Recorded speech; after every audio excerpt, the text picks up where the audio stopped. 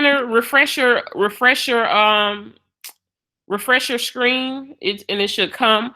I want you to click on where it says lesson activity, and it's going to force you guys to make a copy. This is where going to be our little worksheet. This is going to be our work area today. So everybody's going to have their own little worksheet for Google Sheets today. So if you click on that link that says lesson activity, a little hyperlink pops up, and it's going to force you guys, just like I have on my screen, to make a copy. You're going to click make a copy.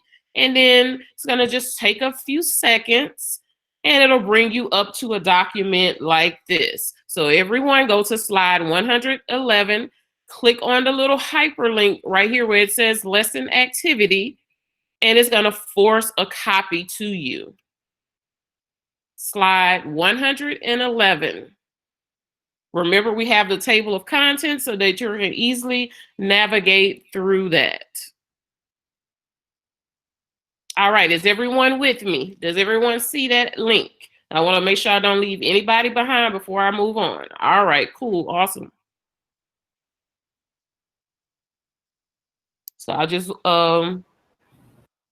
Miss Kitchens, it takes just a second. Once you click on the little hyperlink and you click on the link to make your copy where my little thing is right here, just give it a second. It does take a few seconds. And then that screen pops up and you need to click on make a copy. Ms. Skinner, I'm not sure. We're all on the same slide. Just slide down to 111.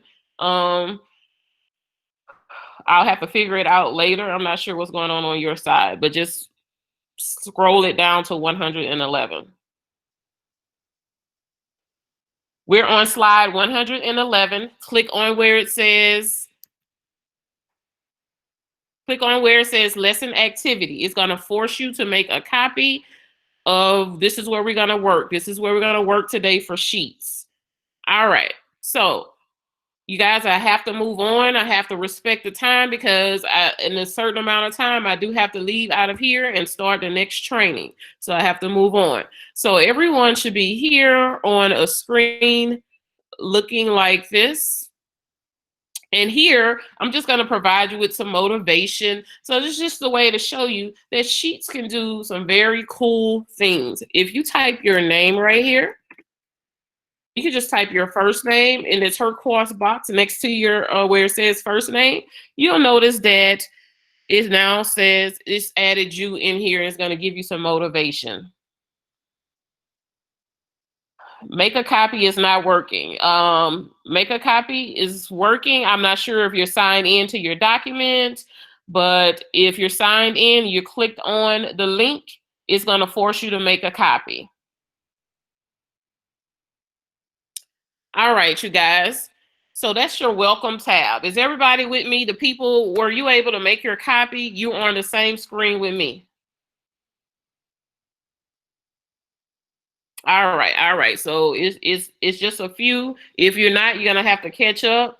Go, like I said, go to slide 111. Click on the hyperlink in the bottom right-hand corner that says activity, and it's gonna force you to make a copy. Click the blue button that says make a copy, and it'll bring you here. All right. So you guys, at the bottom, you'll see here where I have some sheets. I want everyone to click on sheet 1 so you can be on the same tab as me. Click on sheet 1. All right. Now and I just want to talk about sheets overall in this Google apps. So as you've been navigating through the different Google apps, you will notice that the overall layout of format of the Google apps are the same. So when I transition from Sheets to Docs, it still kind of looks the same. The menu bar, the share button is in the same place. The only thing is going to change is the color. It matches the color of the app. So Google keeps all of this stuff streamlined and the same, so I don't have to figure out where everything is when I transition from one app to another. So I love that feature. And if you haven't noticed as well, that Google They make all kind of updates. So if you don't frequently use the product and you come and randomly use it, you'll be confused or be like, oh, I didn't know that they made those changes, because they are continue to always improve their product. So just keep that in mind. All right, so here I just want to show you a cool feature. Here we have a list of some students. The teacher wanted to actually, as you can see, she had every intention of putting these students in separate columns by first and last name, but she just didn't do it. She forgot. She doesn't want to use the copy and paste. She doesn't want to have to start over to do that. So what the teacher could do is select the student's names, and I want you to do it as I'm doing it. Highlight or select the student's name.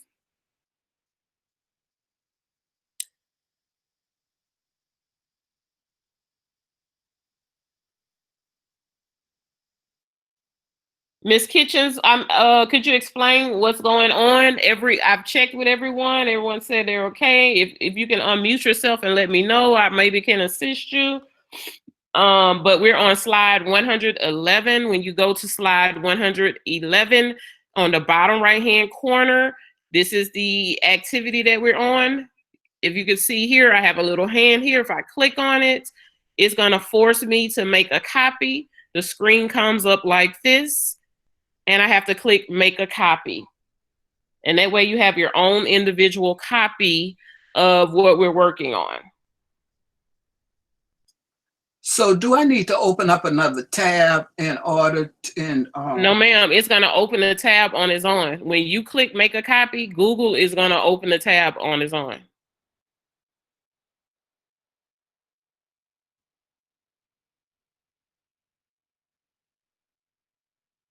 All right, you guys, I'm sorry about that. All right, so does everyone have those names selected and highlighted? All right, so once you do that, we're gonna go to our menu options, and everyone see where it says, does everyone see where it says data? We're gonna click on data, and I want you to scroll all the way kind of towards the bottom, and you're gonna see where it says split text to columns. So once again, make sure you have the name selected, go to data, scroll all the way towards the bottom, and click where it says split text to columns. All right, and once I click that, you're gonna notice right here at the bottom, it says it has a little separator box. Does everyone see that separator box? I can detect it automatically, or if I click on the little drop down arrow, it gives me some options. And here, how did the teacher separate the students' names? Did she separate it with a space, comma, semicolon? How did she separate the student's name? So she did space, correct. So if I click on space, watch what happens. Voila, it's like magic. So that's just a very super useful tool and feature that I like to show you guys, because it's very useful for things that you're utilizing when you're utilizing Google Sheets. So it's a very super useful tool. So that is how you can split text to column very quickly, easy, and efficiently. All right, is everyone cool with that? Before I move on, I just wanted to show you guys that cool feature for 1 second. Awesome, awesome. All right, at the bottom, go ahead and click on sheet 2 for me. Go ahead and click on sheet 2.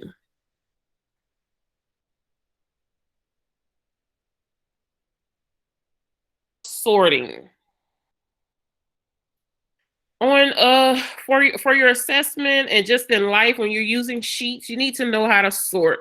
And I know one thing with sheets is or even Excel, when I'm looking at a lot of data, so let's say I'm scrolling trying to look and review data, notice as I scroll down, I lose my headers. And I always have to go back up to the top to see what it is, because I'm not going to remember what all of those headers are. So one thing that we can do is freeze our columns freeze our headers so that those columns don't move, so that those headers don't move, I should say. So let's talk about how we could do that. So over here in the left-hand corner, you see this 1 next to our headers. I want everyone to click on that 1.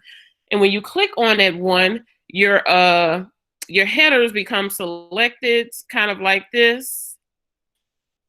And you can tell it's grayed out. All right, everyone with me. Gotta make sure everyone's with me, and I'm going at a good pace for you guys. All right. Now, I want these headers not to move. So as I'm scrolling and reviewing, analyzing my data, I need to know what these headers are. So this is going to change how I view sheets. So this is how I always remember where to do it at.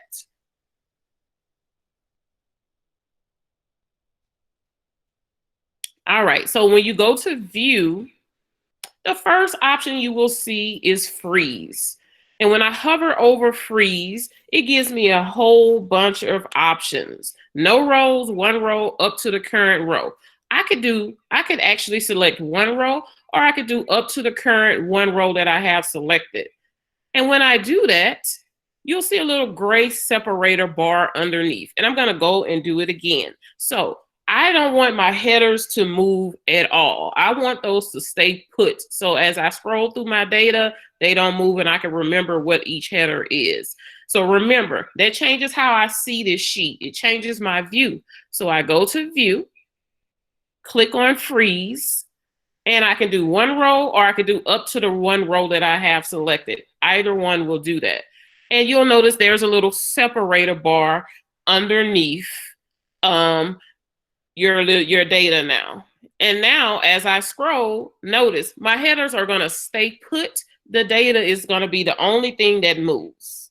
So that is how you freeze. And you'll need to notice when you're doing your, you'll need to remember how to do this when you're doing your task. So that is how you freeze your data, freeze your headers, I should say. So is everyone cool and comfortable with freezing your headers? Remember, select the row and it changes how you view it. So you go to view and you go to freeze and you select whichever option you're trying to do.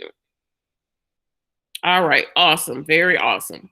All right, so now we're gonna talk about sorting the data. So let's say I asked you to come on this document right here and to sort the information on this sheet. And I want you to sort it by the last name. So you guys, what column is the last name in? That's the first thing you have to, when you're sorting, you have to locate what you're trying to sort for by. So what column is the last name in? Yes, it's in column 2 or column B. All right, very good. So now, since I want you to sort the column by the last name, which is located in column B or column 2, then I want you to take your mouse and hover over column B. And when you hover over column B, do you notice anything when you hover over column B?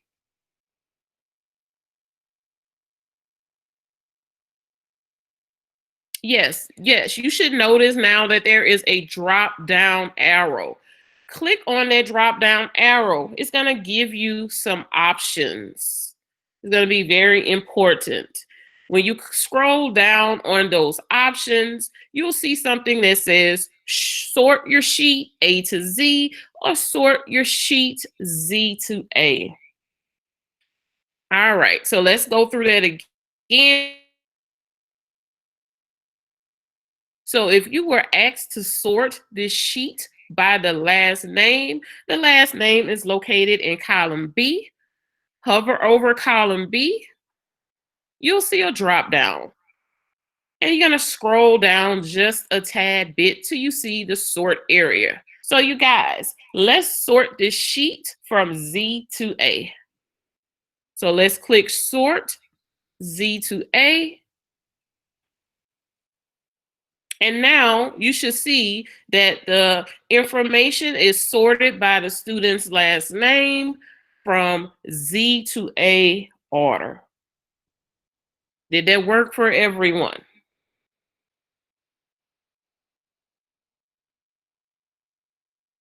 All right, awesome.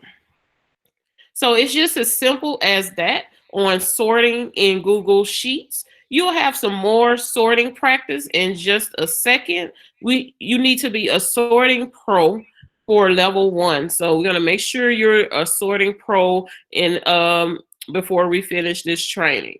All right. So at the bottom, let's go ahead and navigate to sheet 3. Let's go ahead and go to sheet 3. Give you a second to get there.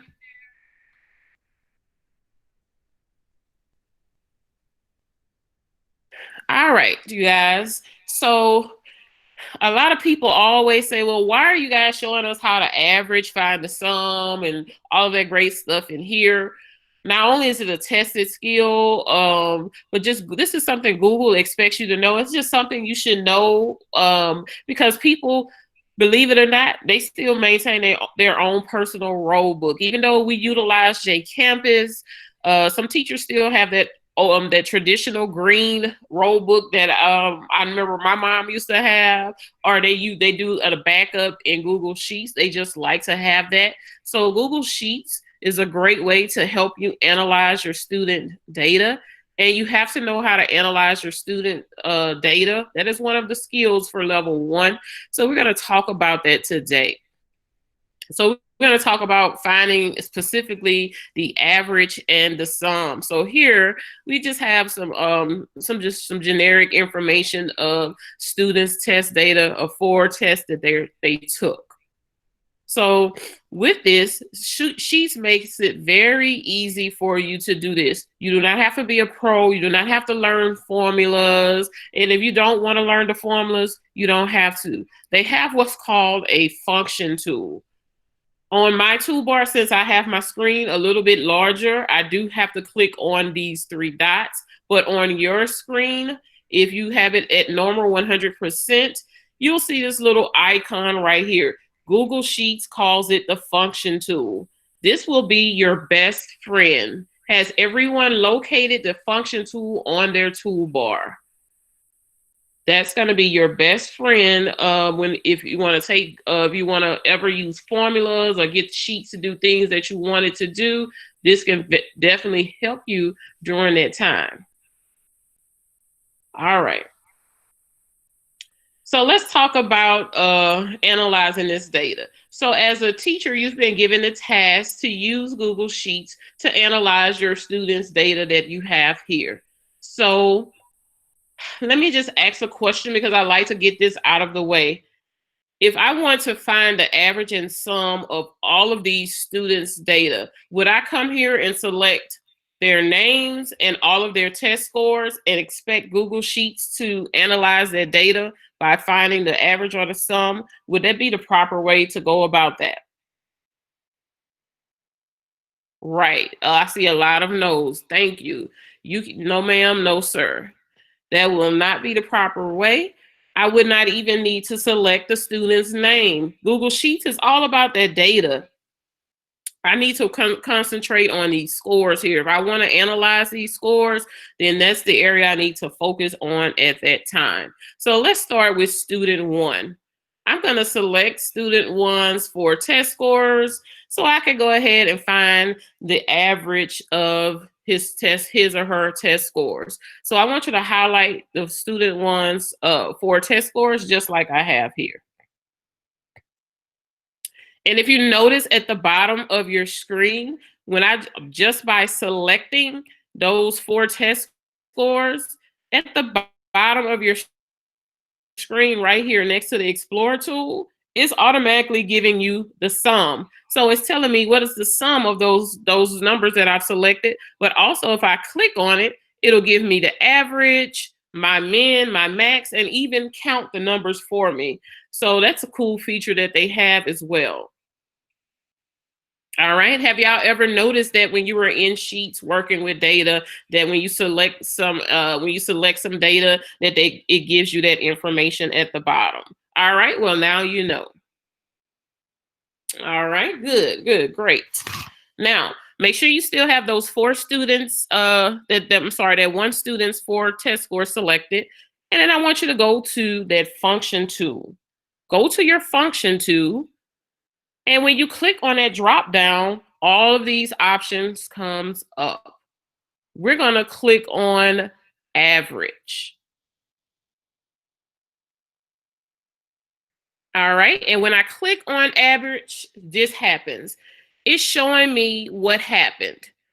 If you don't care, you can just hit enter. But if you want to learn, it's giving you information to help you learn. It's telling you what the formula is. It's showing you what was done. So to do that, to get rid of this off my screen, I can hit enter, or I could just click into another column or area. And now I have my information here. So what was the average of student 1? If you did it correctly, you just should be able to tell me what was the average of student 1. All right, I'm going to repeat it. Yes, ma'am, I'm going to repeat it. All right, so remember, move this over. Select remember Google Sheets is working with that data. So I need to select these numbers. So I'm going to select student 1's information for his 4 test scores. Remember your friend, this is going to be your savior, the function tool that Google Sheets have. Once you select those 4 numbers or whatever data you're analyzing, you're going to click here on the function tool. And in this case, I wanted you to find the average. And we're going to click on average. And when I click on average, this happens. You simply have to simply click on enter or click in another tab and it will remove it out of your way. All right. So I've done all of those steps for student 1. Let me show you something very cool that you can utilize to apply that function to the rest of your cells very quickly and efficiently. All right, so make this just a little bit bigger so you can see. All right, so I want you to click back in that cell where you found the average in column F2. Click back there so that your box looks like mine is highlighted. And in the bottom right-hand corner of that cell, do you notice anything?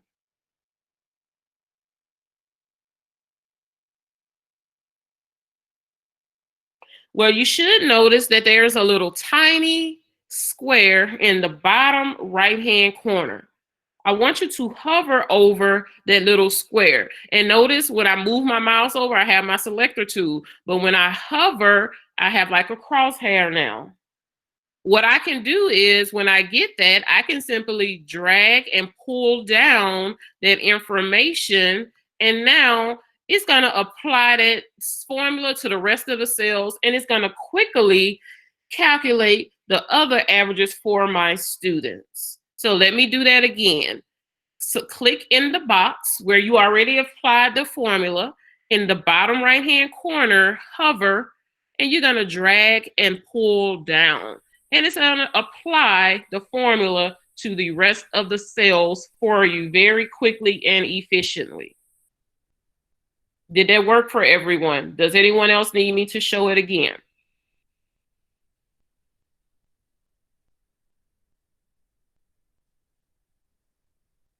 All right, awesome.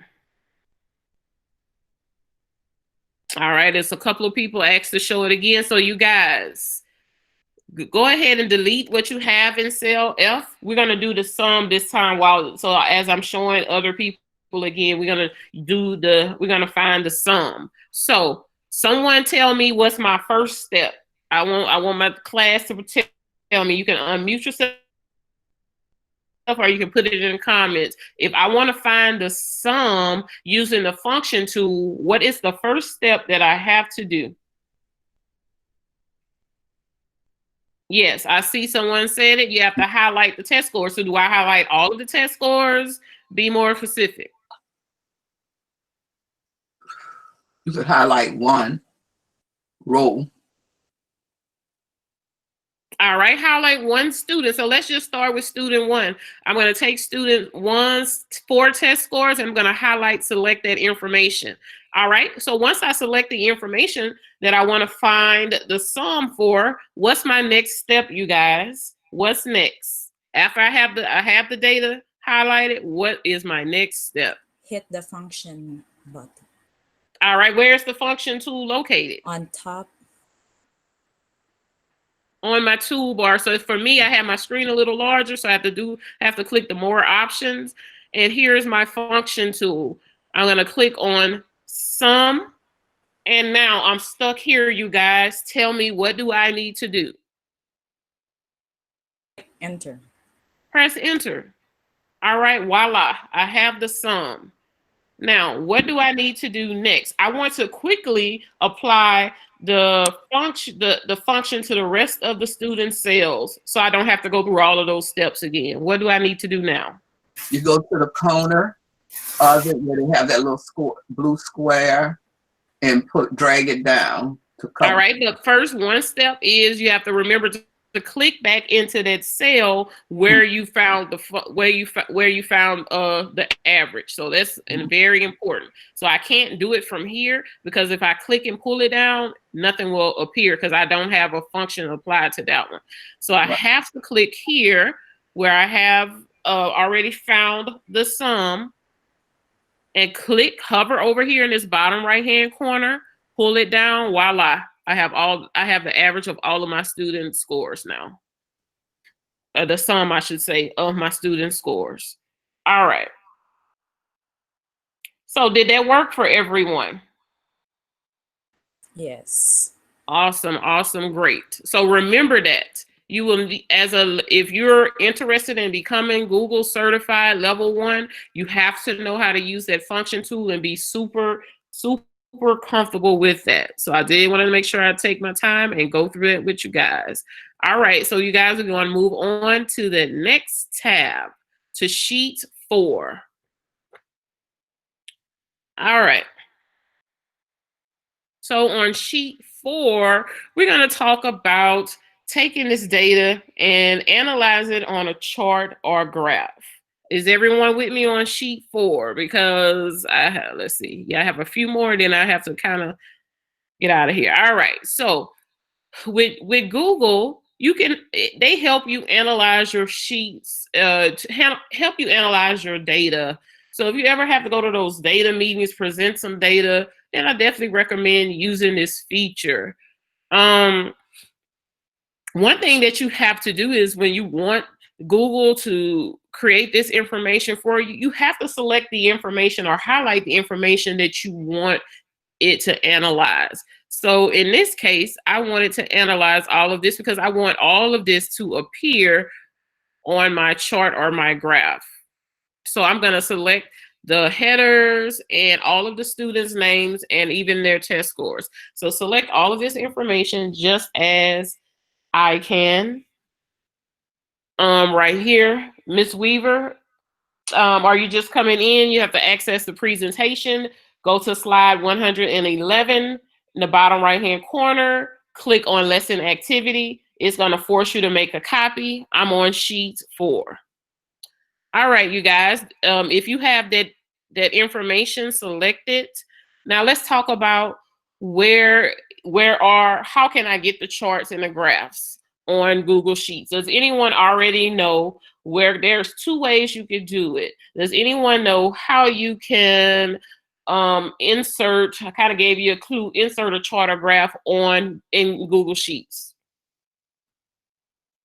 All right, see, so one person said insert. So yes, if I go to insert and I scroll down a little bit, I'll see where it says chart. And notice the little icon next to it. That is the chart icon. So if you look on your toolbar, you'll also see it there. So they do have a shortcut for you right here on your toolbar. So I want everyone, once you have that information selected, I want you to click Insert Chart. And when you do that, this pops up on your screen like this. So let me do that again just in case someone missed it. Remember, first select all of your data that you want to appear on your chart or your graph. You can go to Insert and click on Chart. Or also remember, they have a shortcut for you right here on your toolbar. You click on that, it's going to bring this up and it's going to automatically insert a chart for you, and your chart editor is here. Ms. Collins, what are you confused about? Let me know so I can assist you. I think I may have to come in at 4 if you're going to be there, because I'm kind of like confused with, are we going back and forth? So I got lost. I'm just listening. So will you be there at 4? Yeah, we'll be here at 4, but we're on sheets. Were you in here since the beginning? Yes, but when I tried to make a copy, I couldn't get it to make a copy. So I'm just sitting and listening. So yeah, I don't know what's going on with your PC, but it's when you click on the link here, yes, it I pulls did up its that. own tab. So I don't know. I can't diagnose your Okay. computer. So Well, I don't know I'll what's be going in on. at 4, so I'm gonna just listen for now. Also, Okay. Ms. Collins, I'm recording the session. So if you put your email in the chat box, I will email you the recording personally. I'm doing it for other people also. And Mrs. Washington, who's presenting right now, she will be in the office hours this afternoon, so she can provide any help to you that you need. Thank you so much. No problem. All right, you guys. Sorry about that. All right, so now we have our chart editor up. And I'm not going to go into a great deal on the chart editor for level 1. But I do want you to, right now you can see I'm under the setup area. And right here is what I want you to look at, where it says chart type. If you click here, you'll see where you can change your chart type. And whenever you select or highlight the data, Google, they always make suggestions to you. They're not forcing you to use their suggestions, but they're just telling you based on the data you selected, hey, this is the best chart or graph that you should use. But I'm not forced to use it. So if I scroll down, it gives me some more options. I can change to different types of charts and graphs. So if maybe I wanted to use this one, I definitely could. So this is where you change and you come in and you select what type of graph or chart you would like to use to display your data.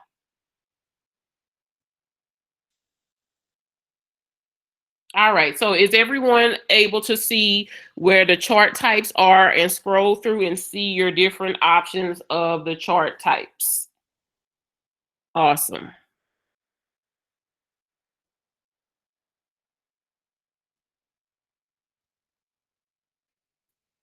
All right. So I want you to go ahead and select your chart. Let me go back. I don't want this one. I'm gonna keep this one. All right, and I am gonna show you one thing under customize, just one thing. So if I click over on the right on customize, it now turns green and I go to chart style. One thing I like to do is, especially when I'm doing like a pie graph or a bar graph, I like to change it to 3D. It just makes it pop more for me.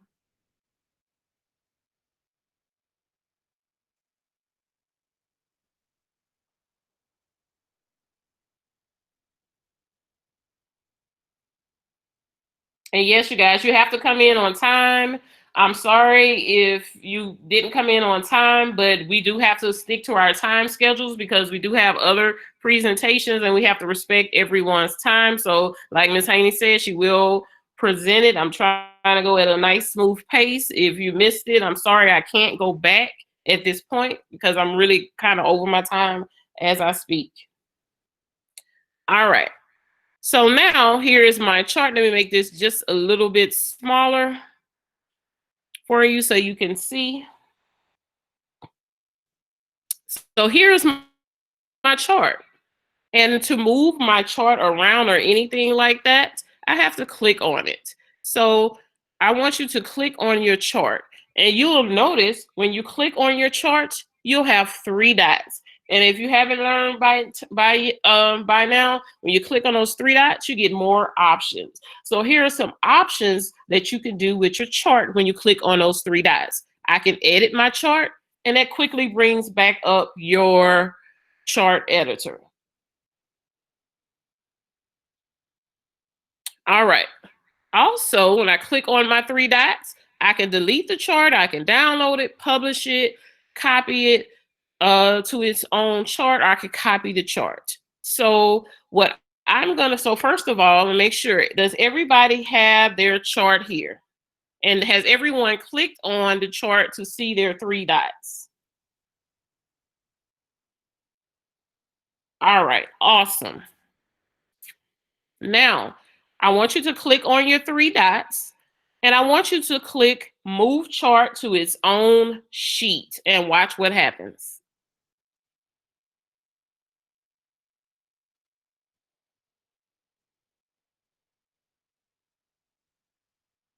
All right. So when you click Move Chart to its own sheet, you should notice now that it did just that. If I look at the bottom, I can see I now have a sheet called Chart 1. And now I can present this data. It blew that chart, that data up for me. And now I'm ready to present for my data meeting. So did that work for everyone? All right, awesome.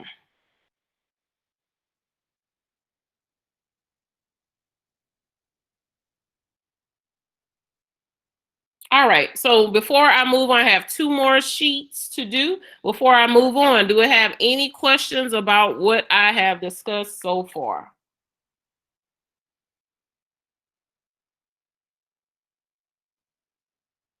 Yes, sir, Michael, yes. That's a great thing. Everything it changes is it will update the chart. So Michael made a great point. If I change the data or information, the chart will update. Yes, it sure will. All right. So if I don't have any questions, you guys, click on sheet number 5. We're going to do some more sorting.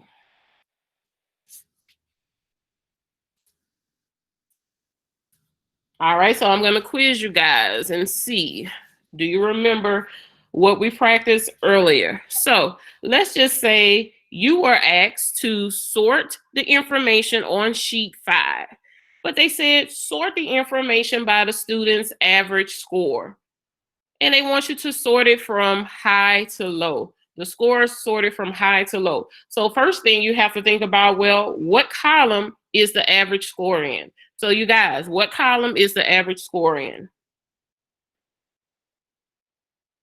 Yes, the average score is in column C. So once I figure out, if they said sort by the average score, I need to figure out what column it's in. So since it's in column C, I need to hover over column C. And when I hover over column C, remember, though, that drop down arrow will appear. So this is a trick question. I want you to sort it from high to low. So will you sort it from A to Z, or will you be sorting it from Z to A? Drop it in the chat box. Oh, I couldn't fool you guys. That's right, Z to A. So I want you to click sort Z to A. And when you do that, the sheet should now be sorted by the average score from high to low. And I'm going to do that again just in case anyone missed it. So if you're asked to sort this information by the average score from high to low, the first thing I think about is, where is the average score? It's in column C. So I need to hover over column C, click the drop down, and to sort from high to low, it will be Z to A. And now I have it sorted high to low. Did that work for everyone? Is everyone clear on that?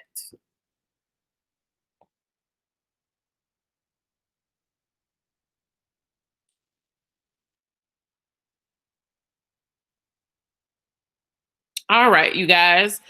One more sorting activity and we are done with sheets. Click on sheet 6 for me.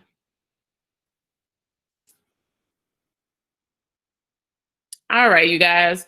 Here on this sheet, This is the teacher gave the students a little quiz on Google Forms. And if you don't, and you'll talk about Google Forms next.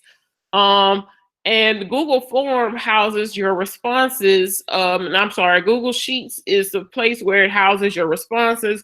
It timestamps it, dates it, tells you the name, depending on what information you have on your Google Form. So this is where it houses the data.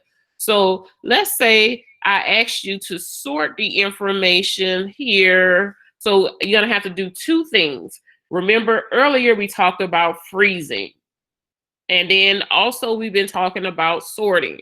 So if I don't freeze these headers and I sort, so let's just say, I'm just gonna show you guys, don't do it. So let's just say I sort this information by the student's last name from Z to A order.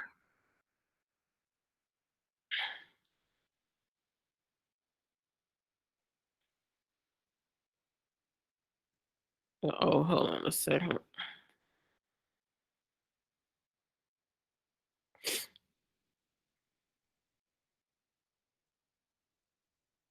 Let me do this one. All right, so normally, I don't know if Google made any change. Normally my headers move. For whatever reason, they're not moving today. But I'm just gonna review with you guys how, because these are things that I want you to remember, how to freeze. So somebody quickly walk me through before I go, how do I freeze a header so that my headers don't move? Only the data moves. What do I do? You select the row with the headers in it, then go to view because it will change your view, select freeze, and then select how many you want. Perfect, perfect, awesome. Now it's frozen. All right, you guys. So your next task, I want you to sort the data by column E in A to Z order. So somebody come on or put it in the chat. How do I do that?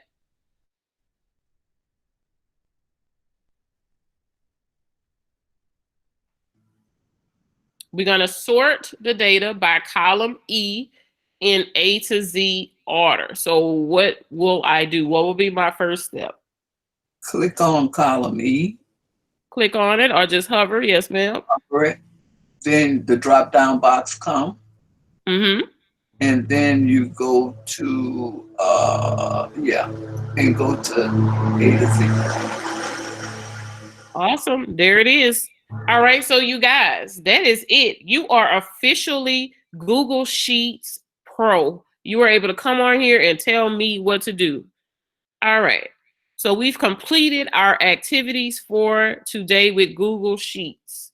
Do you have any questions? Do you need me to clarify anything before I leave? You are a great audience.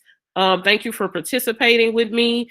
You guys that came in and you missed, I'm sorry. Hopefully you can tune into the recording to catch this information. But Sheets is a great, wonderful, resourceful tool. Definitely practice, utilize it to get more and more comfortable with it. And you guys, don't forget to go to the Google Classroom. At your leisure, go to Sheets, and we have an activity here for you to do to practice just the things that we just covered today. So make sure you go and practice that, because if you don't use it, you lose it. So go in and practice Google Sheets. And if you have any questions after you practice, come back in this afternoon. I'll be on this afternoon to assist you, answer any questions, provide any assistance to you.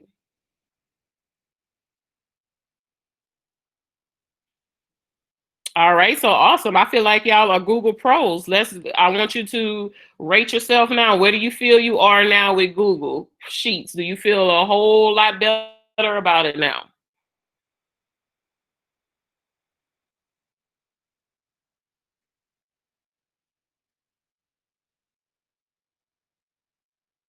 Awesome, awesome. That's what I like to hear. So just continue to practice, use it. The more and more you use it, practice it, And I promise you, Sheets can do so many wonderful things, but start with the basics. And once you learn the basics, there are so many cool, awesome things that you can now do with Sheets.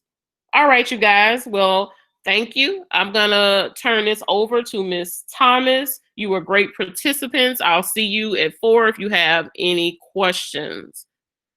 I'm going to stop sharing my screen. Before we get started, you guys, I want to give you guys a brain break. So we'll take about a 5 to 6 minute brain break. Go get a snack, just breathe for a second, because I know that was a lot. Take a bathroom break, whatever y'all need, just to kind of re-energize, yourself. Mrs. Washington's logging off to go ahead to another presentation. Miss Thomas Shepherd will be here with you guys at 10 to do Google Forms. She's the bomb.com, the bee's knees. And of course, I'll be here in the chat to answer and hopefully clarify anything for y'all. So we'll come back at 10 o'clock on the dot. So go take a break, stretch your legs, take a breather, take a walk around your house, go and just take a breath of fresh air, whatever you need to kind of re-energize yourself for the next final hour of today's session. So we'll be back here at 10 o'clock on the dot. We're going to stay in the room though, so you don't have to leave. You can just mute your mic and walk off.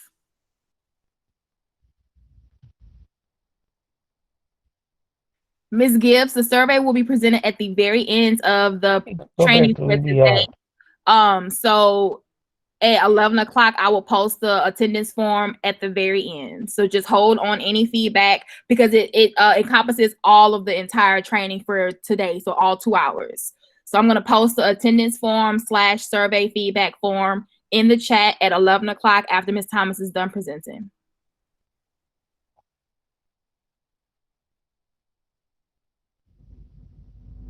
Gotcha, Ms. Gibbs.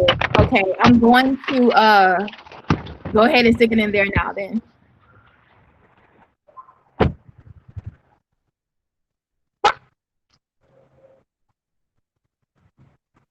Give me 1 minute to pull it up. I'm sorry, it's coming. I didn't have it ready to go. I'm sorry.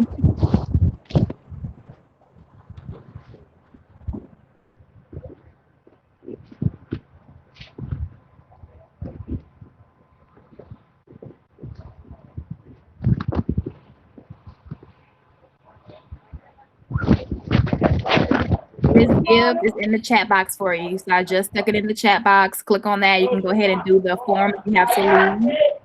Let me mute somebody because I hear a lot of feedback. Give me 1 second. I'm fine, ma'am. How are you?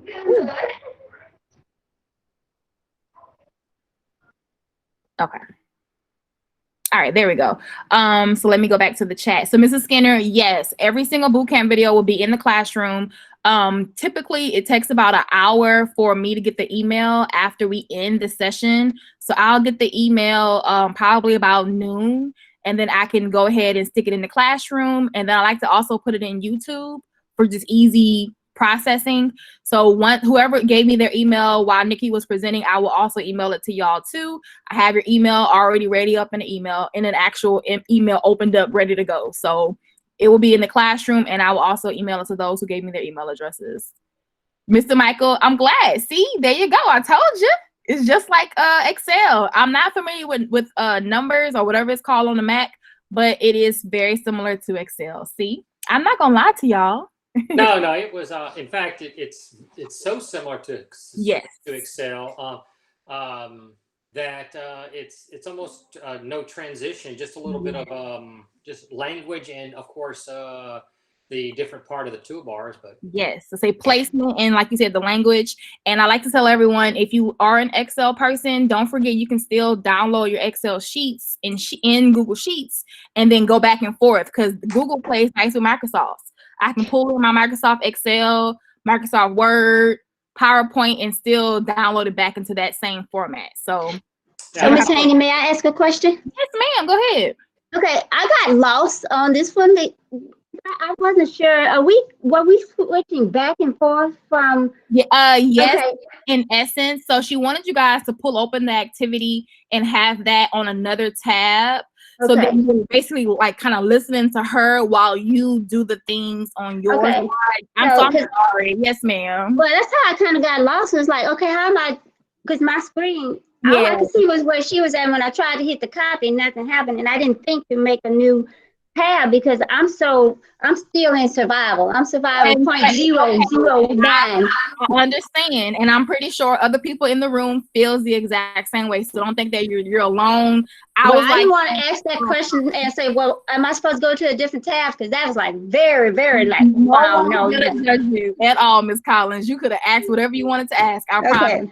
All right. So now it makes more sense as to why I couldn't get it to do anything. Like, okay, because I was like here from the beginning. I'm like, am I that bad with this computer No. stuff?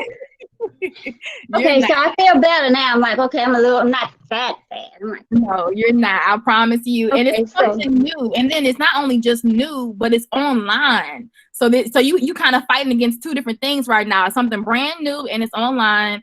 And so it's already kind of a learning curve because you're learning virtually. So it's not you. I promise you, it's not you. okay, so with the one that's coming up next, I'll need a different tab as well.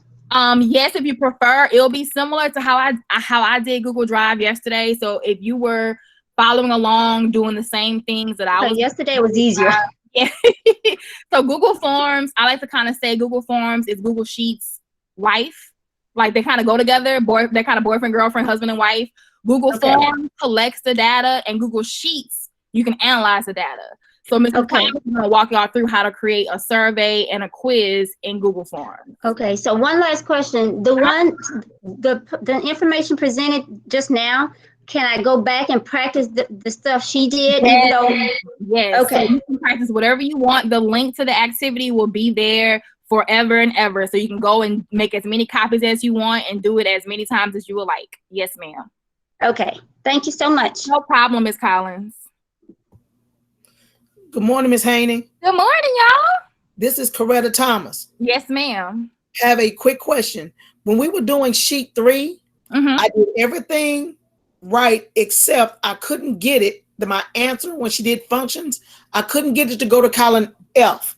It kept going to the next, wherever that average box kicked in. Okay, I already know what happened. So let me go ahead and pull up a sheet on my slide for me. Give me 1 second to pull it up on my side, and I'm gonna share my screen. We can do a little quick Q&A for the next 3-4 minutes. Give me 1 second to pull it up. It's moving slow. It's coming. Yeah, that's because the whole world is on the system. I know, and I'm at the PDC. I'm in my office, so it's like our Wi-Fi here sucks already. So I'm working against our Wi-Fi right now. All right. All right. Okay, it's coming up now. I'm gonna go find the activity that Nikki was doing. All right, here it is. And so sheet 3. Yeah, when she did sheet 3. With the it was with the averages, right? I think. Yeah, when she was doing the functions with the averages and yes, ma'am. I'm about to tell you right now. So typically, this always happens for everybody who's kind of new to sheets. But I tell everyone, let me zoom in on my side once it loads. I tell everyone whenever they're doing their equations, you're gonna always want to stop at the last box. What happened with you? You probably went to this empty box. Don't go to that empty box. Stop at the last number, and then go to your function tool. Okay. Go to average, and then you see how it goes in that box. Click enter, and it will pop up in that box. There you go. Gotcha. So don't go to the empty box. Go to the last number cell. Gotcha. Okay. So when I do, let's see, I do that, and then I do functions, average, and then hit enter once it pops up in your cell. It didn't. Okay. So did you? Let me go back to my slide. It's my sheet. I should say. Because what I'm doing is I highlight the row, student. So not the whole row, only the numbers. Okay, so don't highlight the row? No, not the whole row, because remember you have student 1. You have names in that row too. So only highlight the numbers that you want to have averaged together. Oh, so how I have it on my screen, only highlight those 4 test scores, 78, 65, etc. Only those numbers. Okay. And then go to your function tool. Got it. And then hit enter, and it should pop up for you. It worked? That's what it worked perfectly. There you go. So don't include any names, only include numbers, because Sheets is very finicky and very particular. They only want what they can use. So don't give it any extra. And that changed the average too, because it was doing something with that 1. Yes, ma'am. Yep. So it should be 68. That's what it is. I got it now. Good. All right.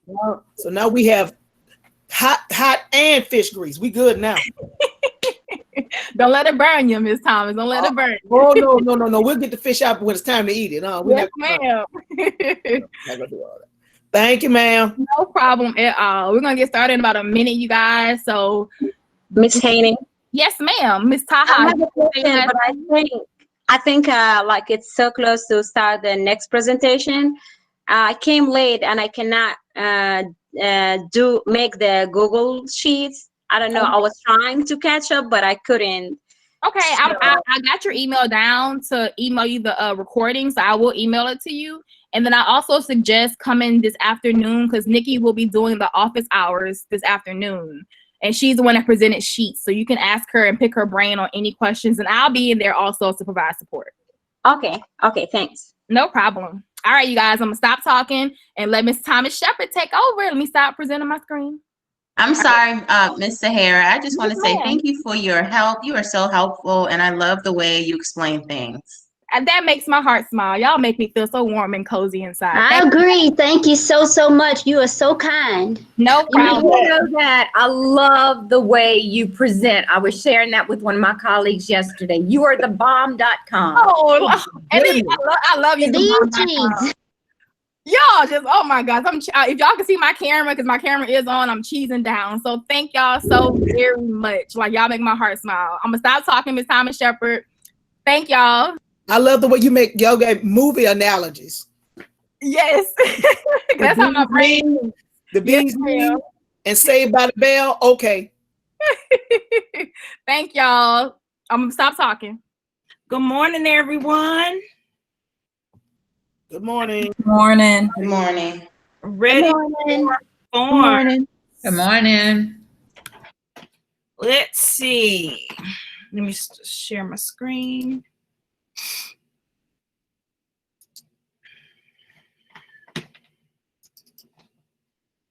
All right, today we're going to start with forms, and that is on slide 122. Slide 122. Everyone there? Slide 122. Okay. Today, we are going to learn how to create a Google form. You're going to add, edit different question types using Google Forms, edit forms, go over the settings for forms, view email Google form to users, view responses, show you how to change the form to a quiz, and how to embed a video in forms.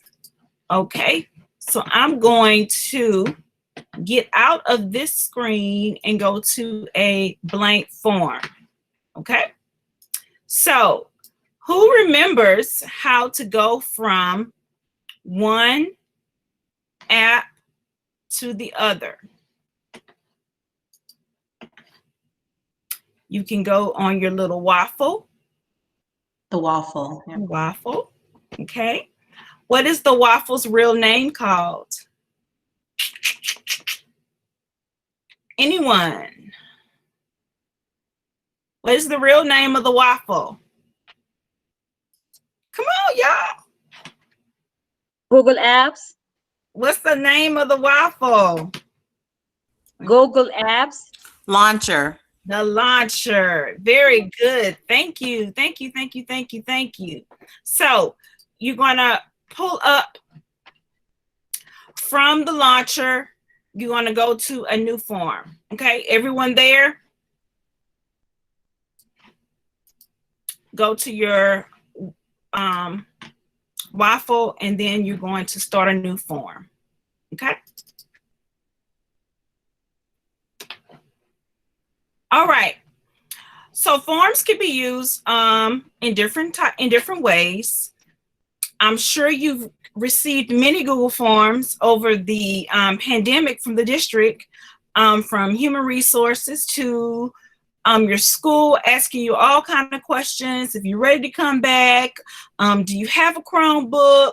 All types of forms that we've been getting. So let's dig into this real quick. And it's very simple. You're going to be like, oh my God, why haven't I been using this? And I'm sure your principal has probably been using forms, or you as well. So let's start a new form. Let's title our form Student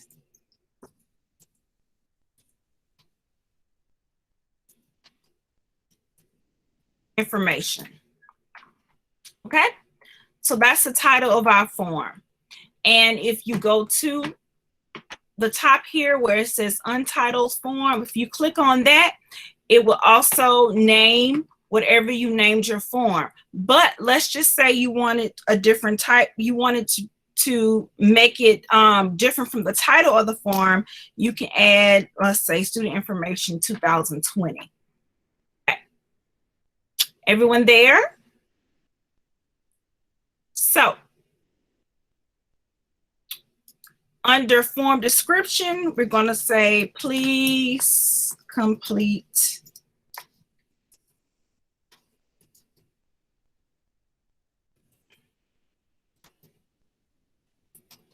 the following form. Okay. All right. So we have a title of our form, and we're going to have like some little instructions. So the instructions to parents, please complete the following form. Okay. So in Google, you know that things are the same. You have the same way you title in other apps, and you have the same how you add things. And how you add things is by the plus sign. Okay. And that is standard through all the different programs and apps. So we're going to add a question. Now in Google Forms, you can add many types of questions. So in the drop-down box, we have, if you click on the drop-down box, you can have a short answer, paragraph, multiple choice, check boxes, drop down, or you can have multiple choice grid or a checkbox grid. You know how you have between 1 and 10, tell me how you feel. Okay, those are the types of things when you get down to linear scale, multiple choice grid, and checkbox kind of grid kind of questions. So my first question will always be, for most of my forms, will be name. I'm going to be more specific. I'm going to say student's name, because I'm asking this form, I'm sending this form to parents for their student. So Google likes to guess what you're trying to do. So right here, it says that this is probably a short answer text kind of question. So yes, I'm going to accept that. Now I could change it to a different type of question, but that would be the best answer, the best type of question for student name. So I'm going to keep that question. Now, I want this to be required. This is a question that I want all the parents to answer. So I'm going to click required. Okay. Now, how do I add a new question? The plus sign. So I'm going to add a new question. So my next question will be, let's see, parent email address. See how Google is kind of trying to guess what kind of question that you have. Now right here it says enable emailing collection in setting. Now I don't have to add this. I can also in the settings, if you click a box, you can collect all the email addresses without having this to be a question. But I want to ask this question, so I'm going to say parent email address. Okay, remember, they're trying to guess what kind of question you're having, so they're going to, I do want short answer. I'm also going to click required. Okay. I want to add another question with the plus sign. So my next question would probably be homeroom teacher.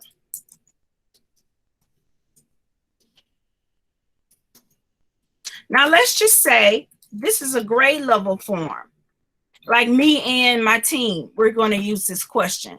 So I want more than, it's not just my personal form, it's for a couple different teachers.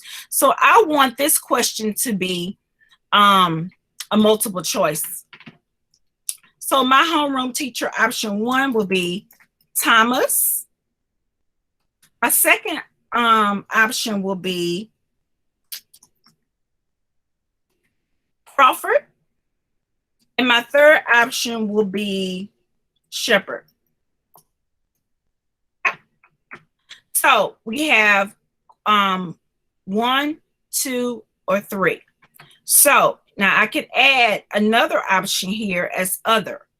So if you had a on a quiz or something, or you have another teacher or another option for some reason that you want to put a different teacher, you can add other option. So I'm going to put add other and see how that automatically pops in. Okay, now on the test, they're going to give you the things to make the form with. Okay, so you won't ever have to guess, but they will say create a question from, let's say, create a multiple choice question or create a short answer question, but they're going to give you the question information to make the form. So I'm going to add another question. Let's do a different type of question. Let's say grade. So what grade is your child in? So I want that question to be, let's see, a checkbox. So I'm going to have 8th. I was a middle school teacher. Love middle school. Love it. 7th grade. And then 8th. So I use checkboxes. Okay. And I want this to be required. Now I didn't require the homeroom teacher, but I can. All you have to do is go back and click on the required sign. Okay. Do we have any questions? Let me move this over.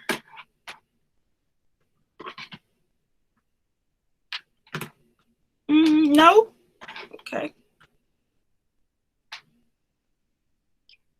You can watch, or you can do as well. It's really up to you. It's really up to you, because it's very, very simple. Okay. All right. Now let's do one more style of question. Let's do a short answer question. No, let's not do a short answer question. Let's do another checkbox or something. Let's say after school options. So say the parent, let's say carpool. Right. The second question is bus. The third option is sports. And the fourth option is club. Okay. Now, you can always change this to, let's say, I don't want that. I want it to be a drop down. So let's change that to a drop down. Okay. And the first option is carpool. The second option is sports. The third option is clubs. And let's make that required. Now, let's just say I don't want to do, I changed my mind. I'm not going to do clubs. I'm just going to click on the X and remove it. Okay. See how simple that is? Now, you could also move the questions around. See the little 8-digit right here? You can move it up. You can move it any way you want. Or I can move it back down. Depends on you. how you like it. Okay. At the top, we have a palette. You can customize the theme. I like red, so we're going to make it red. Okay. And I could change the background color. I can also change the font style. Now, you know, there's not that many different font choices, so I'm just going to leave it at basic.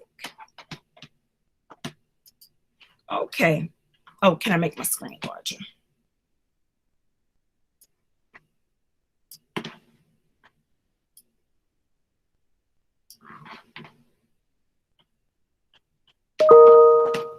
Okay.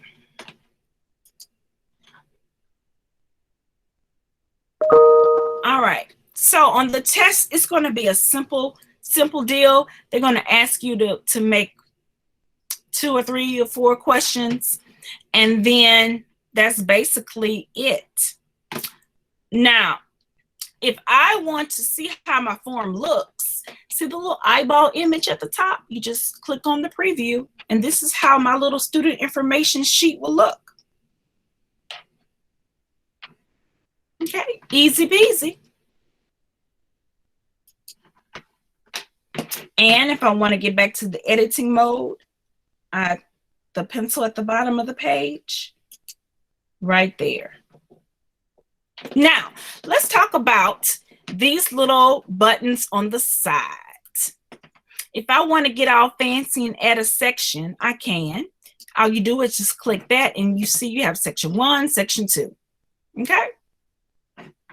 Now, this is if I want to add a title or description. If I want to call this description, let's say student data information, I can do that as well.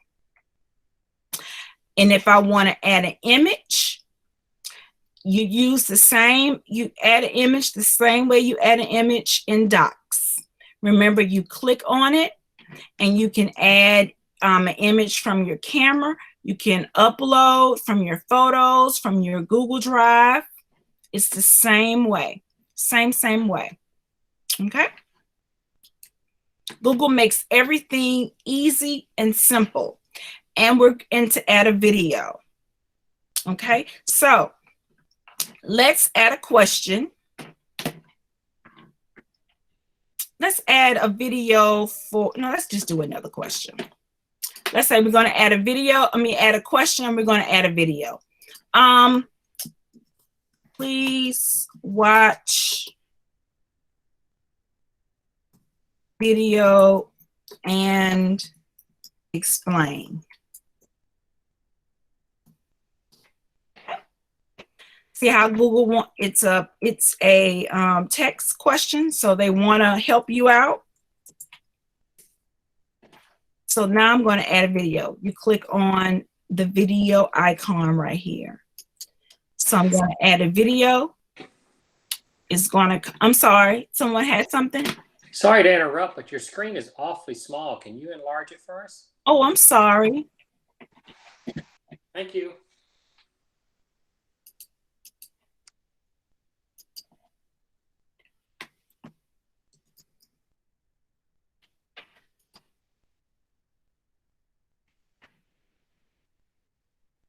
That better?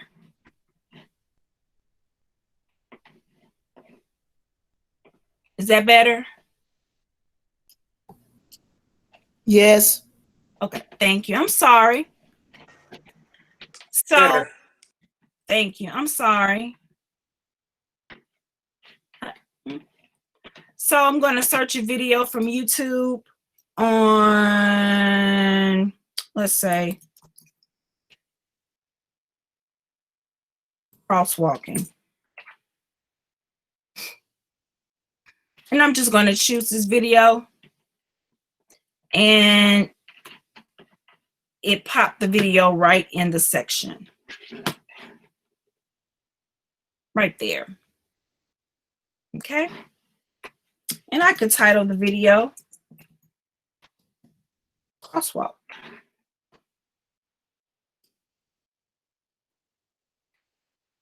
Okay.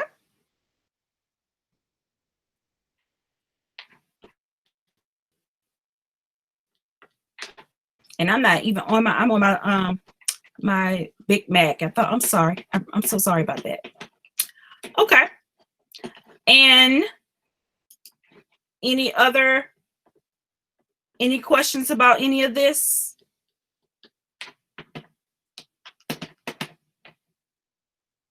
Any questions? Let's see.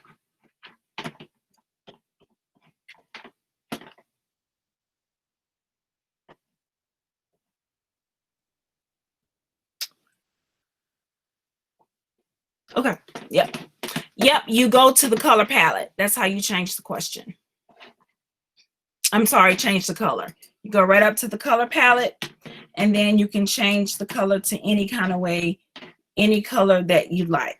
And voila, it is now a purple question. I'm sorry, a purple form. Okay. Easy, easy, easy. Now, I'm going to show you at the top of the page, you see where it says questions and you see where it says responses. So I'm going to click on responses. See, I don't have any responses. But if I had sent this out to my parents and I got the data back, it would tell me exactly how many people responded and their answers. It will also come up in a nice graphic form. And if I click right here, it will take the information to a spreadsheet. So I'm going to show you how it would actually look. Let's see. Now this is my my form I do for like workshop presentations and everything. So right now I have 9 responses, and see how it has the questions and then it has responses. So all I do is click on the responses and see how nice that information comes up. I have the teachers' email addresses. I have a graphic of did this workshop live up to my expectations, and also the valuable things about they learned in the workshop, and see how it comes in a nice form. If I want to see how it looks in a sheet, then I have all that information in a sheet. That's how you would get the information. So if you had your student information, you have all your everything you needed for those students. The name, the parent's email address, the telephone number, exactly in one sheet. Okay, any questions about how it looks from the sheet aspect?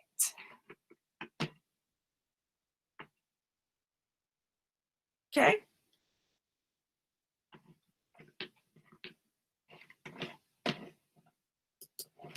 All right. And I clicked on the green. That is the sheet icon.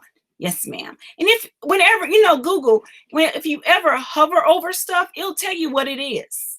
See how you hover over it? It'll tell you exactly what it is. Okay. And the 3 dots always mean something. For those 3 dots, you can download the responses into a CVS file. You can also get email notifications for new responses. Let's say you get a new child and you send that form, or a parent changes the information on the form. Okay, you'll get an email when you get new responses. Okay, now let's go back to the questions. Now, let's just say I want to change. Let me zoom out a little bit.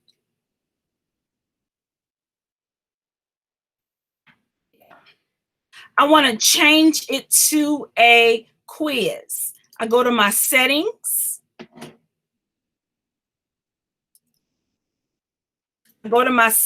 And I click on quizzes. Okay, you remember the settings is the little gear, the little gear thing. I go to my settings and I click on quizzes. and I'm going to make this a quiz. This lock mode is for Chromebooks. Okay, this is for quiz options for Chromebooks.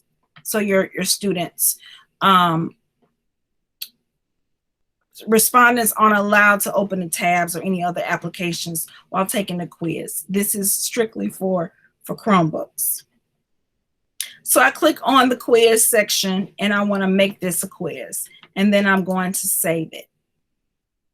Then you can also, if I wanted this to be a quiz, let's just say,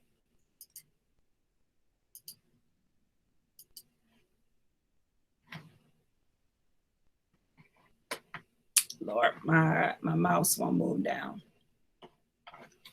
Let me zoom out.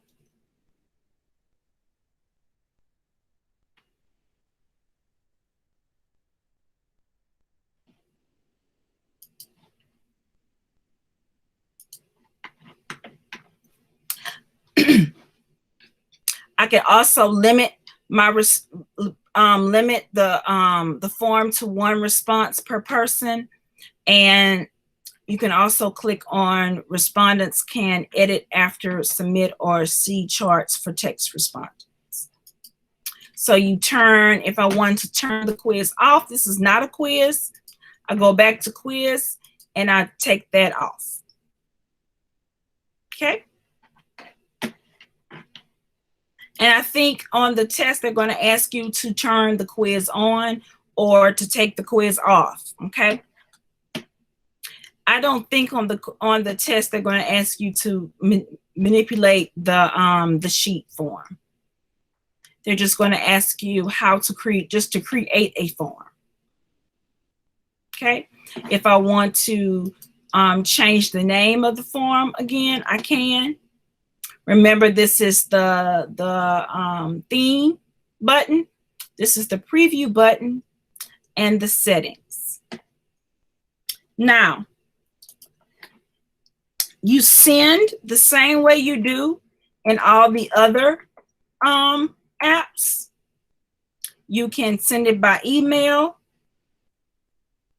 You can add collaborators the same way. It's the same way in all the different apps. If I want to send a link, I click on that one and it will give me the link. If I want to shorten that link, you can shorten it right there. Okay.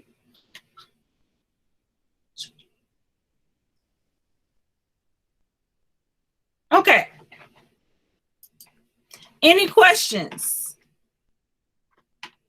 Any questions?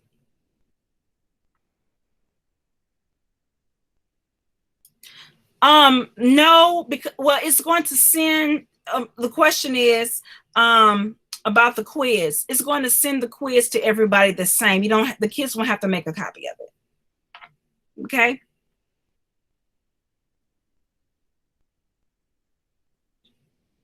I don't, Miss Natalie, can you explain what you mean?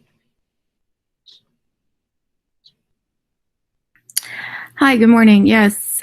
So when you are assigning the quiz to your students, do you have to send the form just as you showed with their emails, or? No. I'll show you again. Let's just say you put the link into your Google Classroom. When they click on the link, this is gonna pop up. The quiz itself is gonna pop up. Got it. So they just have to click on the link, no sending it to them. Click on a link and it's gonna take them straight to your form. Perfect. Thank you. Yep. And remember, you can use a form for just about anything. Anything. You can use a form. Let's just talk about some ideas how you can use a form. You can use a form. Let's just say you have a sub and they have work to do in class. You can ask them to fill the form out and the answers will come to you. Instead of a quiz, it's just informing the you of what the kids learn. What's another way you can use a form? take your unmute yourself rather. What's another way you can use the form? Anybody? I teach third grade, so I have my students sign in and out to use the bathroom using a Google. Oh, and that's a good way to track it. Never thought of that. Excellent, Miss Cook. Some in the chat box, they have surveys, field trips. Yes, yes, yes. When they check out books in your classroom, they can use the form. And what's any more ways? Oh, do nows, spy reviews, and do nows. Parent helper forms. Yes, yes. Do they still have room mothers? Because I had a couple good room mothers. PLCs. Yep, yep. Very good. So that's pretty much all that you will need to know on the test. Create a Google form, add and edit different types of forms. Okay, you know how to do that by just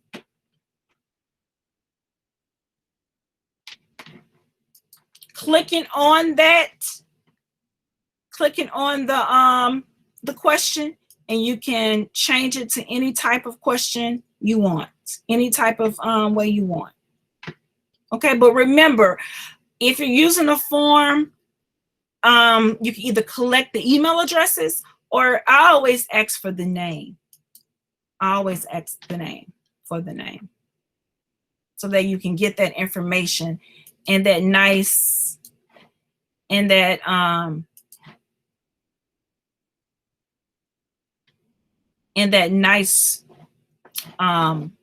sheet where you have the timestamp. It will tell you when they did it and the answers that they gave. Okay. Anything else?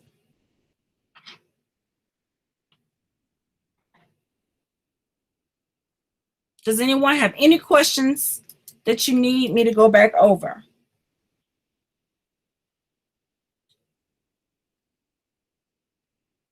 I have a question. Can you please go to the top part of the quiz and just, I just want to make sure that I'm actually doing this for summer school right now. I'm creating a quiz for Thursday. Is there any way you can go to the top and just show how you turned the form into a quiz? I just want to make sure I'm doing that right. Yes, ma'am. At the top, at the header, you see the icons where you can customize the theme, preview, and the gear setting. You go to the gear setting, and you see general, presentation, and you see quizzes. So you just click on quizzes and make this a quiz. That's it. And that's it. Okay. You're Thank welcome. That's it. Ms. Shepherd. Yes, ma'am. What does the presentation button do? Oh, we can go back and see. Okay. You know how on those quizzes, on those surveys, you have a progress bar, like you have 3 more to do. You have 2 more to do. That's what the progress bar is. Shuffle the question order. I don't really do shuffle the question order, because if you shuffle the question order, you'll get the name at the end, or you may have a question that builds on another one. So I kind of stay away from shuffle the question order, and show the link to submit another response. So, you know, after they take the quiz, at the bottom, it will say show to fill out for another response. I wouldn't do that for kids either. I would take that off. So they can only submit. So what they would have to go through everything, click on the link and everything to do another one. This is something really for adults. Like we have a form, like when we go to visit schools. So after we fill out the form, we can go back and just fill out another response real quick instead of having to go through the whole thing again. Oh, the confirmation message. this is important. I believe that this is on the test. Thank you so much for showing me, for reminding me of this. You can do thank you for, let's see.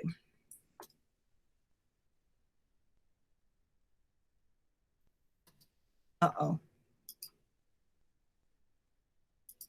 Yep. Can't type today. So once somebody fills out the parent information sheet, they will get this confirmation message. Thank you for completing this form.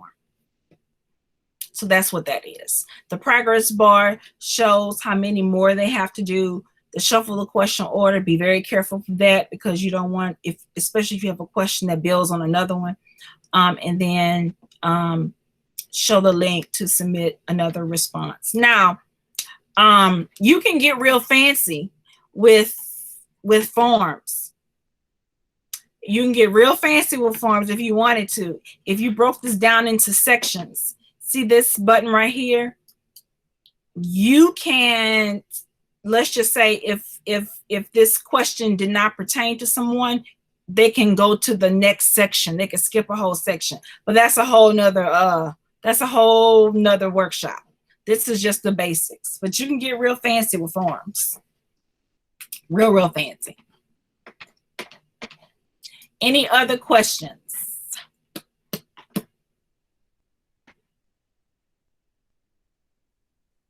You will have to put the link into your Google Classroom. You would just have to copy the link and just add it to your Google Classroom. That's how you do that. Anything else? Miss Shepherd, I have a question. Yes, ma'am. Okay, this is Miss Thomas. Correct. I was playing around with the form and I made it into a quiz. When I make it into a quiz, shouldn't every section ask me for a correct answer? Every section asks you for a correct answer. Shouldn't every question ask me for a correct answer? Yeah, it should. It didn't. No, ma'am. And I wonder what I did wrong. I wonder what I did wrong. You probably didn't do anything wrong. Yes, ma'am. You have a quiz, an actual quiz? Well, I mean, like I took the information that you gave for samples, and like when I got down to the bottom and I started to type in a problem, that one gave me the options and said, what is the answer? This is the answer key. But like the first one at the top with name and date, it's not asking me that. So you have to go to every single question to do your answer key. So you have the answer key. So click on the next one now and then click on answer key. See how it says answer key? And so now go to the next question. So every box has its own answer key. So you have to do that for every single question. Okay, so like in section 2, for example, when I said date, it didn't ask me for an answer. Because some like, so date, some questions won't be an answer key because that's kind of one question, one answer kind of, unless you're testing the kids on what the date is. If don't put that kind of question, you're gonna want to do a short answer question. Yeah, don't ask for a date, because remember in the responses is going to timestamp it anyway. I mean, I guess I'm asking because if it's open response. So if it's short answer or open response, you can do an answer key, but it will not grade it for you, because remember, those kind of answers are what subjective, objective, whichever one it is, according to how the student answers. So you can't have an answer key for a short answer or for a constructive response. You can only have that for multiple choice, select all that applies, those kind of questions. Okay, I'm just double checking to make sure I didn't do anything wrong. No, ma'am. Because the ones that are multiple choice are asking me that. Yes, ma'am. Yes. Okay, I'm just making sure. Okay. It's similar to like the Leap 360 test and the EDMs and what it was back in the day, the benchmark, EduLastic, whatever, all the different ones we have. Right. You have to go in and grade the short answer essay yourself. You can't have the system grade it itself. You have to grade it yourself. Okay, that's yeah, that's fine. I just wanted to make sure that I You're on the hadn't done right track anything this wrong. time. Okay, You got it. okay. Thank you very much. Got it. I'm telling you, and remember, everything builds on itself. So whatever you do in one, you're going to do it in the same way. It really it's so user friendly. Oh, how do we add a section again?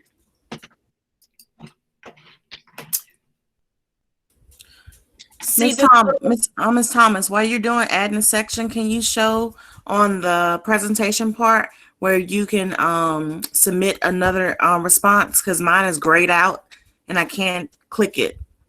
So while you're doing the section part, can you just review on the presentation how I can get them to submit another response? You mean, okay. Oh, I see. I know what you're saying. Okay, I'm gonna show that right here where it says add a section. You just click on that and add a section, and it will add the section for you right here. And you can title that section and put a description. Okay.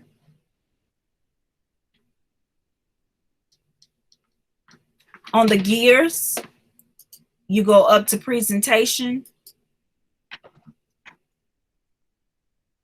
show link to submit another response right here. And this is really, you may not want to use that for children unless they're doing like a book report or something, maybe to something that they have to do a couple of, but you may not want to have that for children. Mine is grayed out. I saw how yours is all black for all three options, and mine I have two options that are showing, and then the one for show link is grayed out. Oh, I don't know. Miss Haney, have you come up with that? Have you had that to happen? I'm sorry, it was muted and I was on another tab. Yes, every now and then I may have that option pop up. I never use that in the 5 years I've been using Google. I've never really worried about that button. That just goes to the very end. And then also it's probably because, so go to general, Miss Thomas Shepherd, I'm sorry. She said that it's great. And it's because you have to where they can probably do more than one response. No limits on response. You don't. So Miss who's talking right now? Who asked the questions? Who asked the question? Skinner. It was Miss Skinner. Thank you. Miss Skinner, whenever you are in your settings, if you do have a limit to one response checked, it probably won't show up because that link is for them to do another response. Got it. That was what was checked. There it is. Okay. And there you go. Yeah.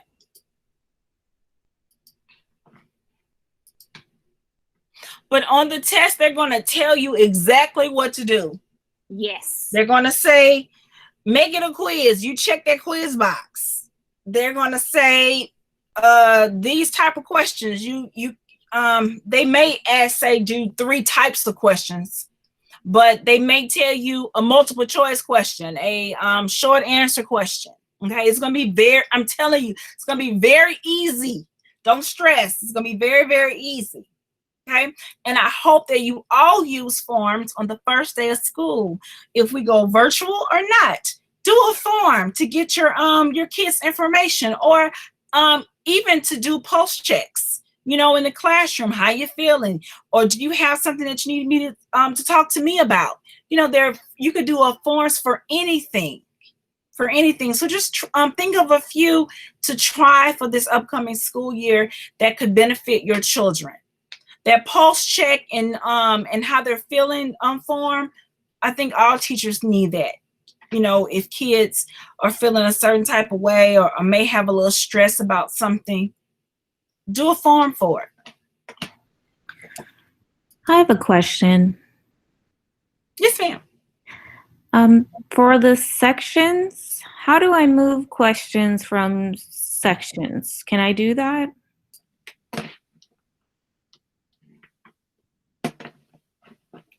Okay. Yep. Thank you.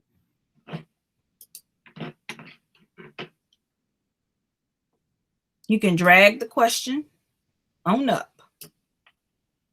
See the little dots right here? You just drag it on up. Okay. And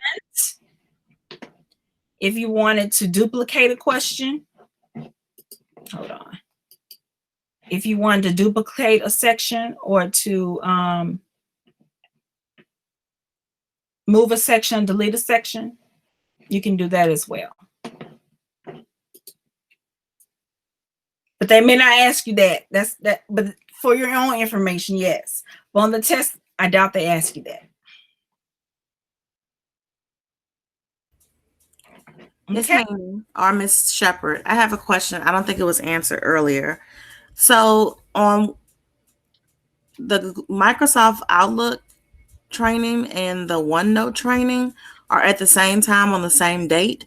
So I wanted to do both, but can't be in two places at one time. So how do you is there like a video, like is it in a classroom too for that training? Because that's not one of the ones y'all are doing, I think. So is that like in a classroom as well? Or how would I access the other one if I want to be in one? So anything that we're doing as a department will be recorded. What's the name of the other training that you want to go to? It's Microsoft Outlook, things that you can do with Outlook, and then how to use OneNote, the different things you can do with OneNote. Okay, and that's not provided by us because we have so many. It is. It's provided by you all, but I think Miss Kuiper's doing it. Okay, so in the same classroom. It will be recorded, Ms. Skinner. Every single one of ours will be recorded. So anything that we're doing as a EBR or as our team, we are recording every single one. We haven't decided how we're going to release that to the district yet, like how y'all can go and find the recordings. We're going to talk about that tomorrow. Miss Haney. Hi, Miss Haney. It's Collins again. Hey, yes, ma'am. So I have a question. I'm getting ready to try and take this certification test after this boot camp. Yeah, I'm a little nervous because it's like so intense today. So if I practice because I started practicing the activities in the classroom last night, and I hate to say it took me 3 hours to do one thing, but the more if I go through all of these, do you think that'll help me to pass this test or? Yes, ma'am. So I tell everyone that if you're not that comfortable with Google, number one, after you're done with the training, continue using Google. Don't just not use it into the test. And then number two, if the ones that you're not comfortable with, do the task multiple times. That will allow y'all to get more practice, get more comfortable. Because if you're not comfortable with opening tabs, having multiple tabs and going through those tabs back and forth, that's right. That right there is the biggest hurdle, I think, having the multiple tabs open. So yes, ma'am, I recommend, Ms. Collins, going through your tasks, practicing on your own, doing it more than one time if you feel like you struggled a little bit until you're ready to go. Okay, and then they have something I saw called Google Certified Level Training here on another site. Should I go through? Is that from you guys as well? So right now we're only providing level 1, which is this week and next week. Our level 2 training, we have level 1, level 2, and trainer. Our level 2 trainer will not be live. It will be a self-paced course. So once y'all get your level 1 certification, you can go through the course that we have. More information will be pushed out this week about that. And then after that, we have our trainer academy. We have that normally like once or twice a year. But once you get your level 1, level 2, you can become a trainer. I'll be happy to get through level 1. You gotta get through it. Remember, everything builds on itself in Google. You can do it. And Miss Rachel, sure, you can do a form for your parents if you because your severe kids can't do. Yes, ma'am. You can send a form to your parents to fill out. You can also perhaps do some. Instead of asking questions, you could just do insert pictures and have them choose the picture. There are many ways to do a form. Okay. And that might be something that we may look into alternate assessments. or alternate sheets. Give us ideas to do workshops, and we most definitely will research and try to participate and try to do it for you guys. Remember, it builds. It really does build. It builds on each other. Any more questions? Miss Beverly in the chat, she just asked about the PD codes. So Robin Wax every Friday sends out the summer PD link to all of our trainings. I have it open just coincidentally. So I'm gonna stick it in the chat box. Y'all can go to that, and all of our PDs are there on that document.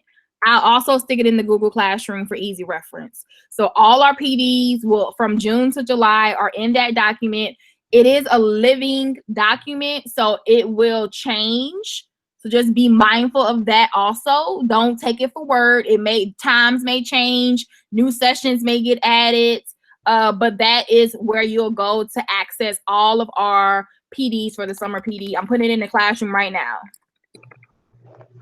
And if you have a paraprofessional, we have some for paras, we have some clerks, we have some on just distance education, period.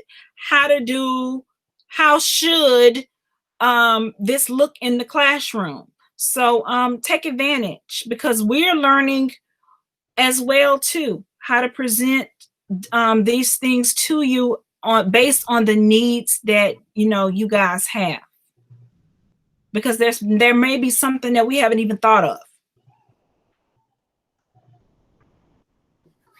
If y'all don't have any more questions, we have a couple of next steps. First next step is make sure you do your attendance / feedback form. I'm putting it in the, if I can type right, I'm putting it in the chat box right now. There we go. And then, that's not the right one. Sorry, that's the spreadsheet. I have too many links copied and pasted. Give me 1 second, y'all. I apologize. It's in the chat box now. There we go. Okay. And then the second next step is on, what day are we doing Gmail? Whenever we do Gmail, which is on day 4, which is Thursday. When y'all come on Thursday, and we'll remind y'all tomorrow, but when y'all come on Thursday, you need to have a personal Gmail account to practice with the Gmail tools, because we don't have access to Gmail with our EBR accounts. So on Thursday, and I'll remind y'all again tomorrow, on Thursday, come to the training with a personal Gmail account. If you don't have one, it is free to create. If you don't remember your password, try to recover your password before Thursday so that you're not having trouble getting into your accounts. So I'll remind y'all again tomorrow, but in preparation for Thursday's training, have a personal Gmail account to do the Gmail activity on Thursday. All right. I'll remind y'all tomorrow. So if you didn't listen to what I just said, it's perfectly okay. I'm not going to judge you. I will remind y'all tomorrow. I promise. And we do realize that there's a lot of sessions going on.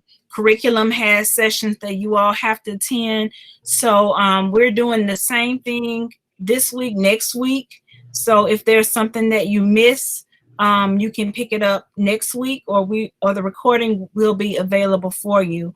And we'll work out the details so that you guys get your attendance. But long as you fill the attendance out, you'll get the credit for it.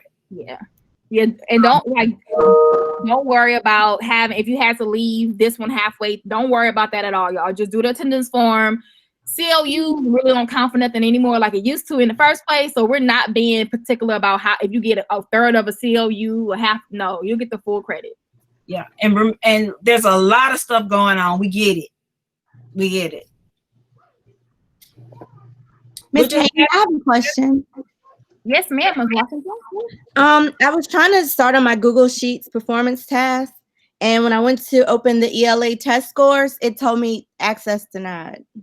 Okay.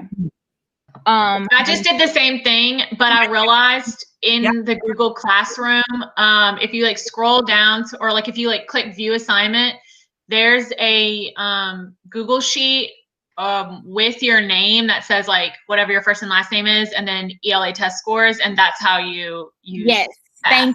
Thank you.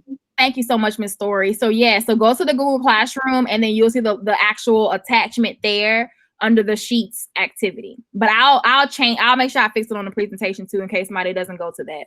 Yeah, I think I put a private comment or I sent an email or requested access or something. So you can just ignore that. Thank you, Ms. Story. I appreciate you helping someone else out. So I appreciate that. If y'all don't have any extra questions, y'all, be safe, please. Stay healthy. Have a great rest of your day. We'll be in here for the next like 2 or 3 minutes, but we'll be back in here. Nikki specifically, she'll be back in here at 4 o'clock from 4 to 4:30. So come within that time. Because after that, I can't promise you she'll stay after 4:30. So just be mindful of that. But office hours, we do have that at 4 o'clock. Miss Robin, let me see. I saw you say you have a question at the very top. Let me see. Oh, I have to cherry pick sessions for this week's level 1 training and next week's. How do I do attendance? So yeah, I answered it. So don't worry about having to figure out if you're going to get partial credit. Just do your attendance and we'll give you your credit. Don't worry about doing that at all. Just do your attendance and do the survey. And then we're going to talk about how to take the assessment on the last day, day 4. So how to register. We talked about it yesterday, but we're going to recap that stuff on Thursday also.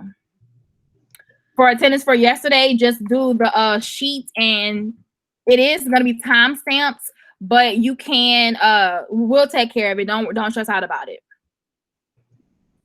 Do not stress out about attendance, you guys. So if you want to do it twice, Ms. Rachel, that'll let us know that you're doing it for yesterday and for today. We'll stay on for another minute. The recordings will be in the Google Classroom. For those who gave me their email address, all 100, I feel like 100 million trillion of y'all, I will email it to y'all personally. I've been getting the emails and copying them and putting them into my email account. Excuse me, what is the name of the Google Classroom? I'm gonna stick it in the what is it called? The chat box right now. Give me 2 seconds. Thank you. You're very welcome. Let me copy this last email I have that just popped up. All right, I'm gonna go copy from the very top. I added it to the very top. Here it is. So if you need to join the Google Classroom, it is in the chat box with the link. I'm sorry, with the code also there. We'll stay on for another minute, and then we're gonna have to go ahead and close out. But as always, you guys, email me, Ms. Thomas Shepherd, email Nikki if y'all have any questions about sheets. Mrs. Eborda, give me your email account in the chat box so I can just copy and paste it. I saw that you said you wanted it also. That makes it a little bit easier for me.